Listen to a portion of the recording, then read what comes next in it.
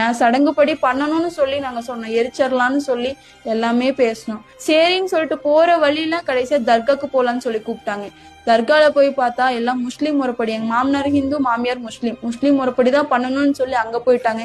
கட்டி புடிச்சு அழுவ கூடாது, போகும்போது அழுதுட்டே போக கூடாது அப்படின்லாம் சொன்னா. 1.5 வருஷம் வாழ்ந்த எனக்கு என்ன பதில் இருக்கு? இப்ப திடீர்னு போனை பண்ணி எனக்கு இந்த ப்ரூஃப் எல்லாம் வேணும், டிராஃபில வேணும், என் பையன் கொடுத்ததெல்லாம் வேணும், என் பையன் வண்டி வேணும்னு கேக்குறாங்களே, நான் எங்க போவேன்? என் பையனே போயிட்டான் சாமி, நீ என் கூடயாவது இருன்னு சொல்லி கூப்பிட்டு அணைச்சு அழுதுருந்தாங்கன்னா கூட சரி போ நம்ம பாத்துக்கலாம்னு இருக்கும். என்னை இப்ப எல்லாம் அனாதையாட்ட விட்டுட்டாங்க. ஒரு மூலையில இப்படி உட்காந்துருக்க 21 வயசுல. என் வீட்டுல அதுங்க இருக்காதான்? எனக்கு இதுக்கு பதில் வேணும்ல, எனக்கு ஒரு முடிவு வேணும். யாருமே சப்போர்ட் பண்ண மாட்டேங்கிறாங்க. தன்னந்தனியா நின்றுட்டு இருக்கேன். எல்லாமே போயிட்டாங்க.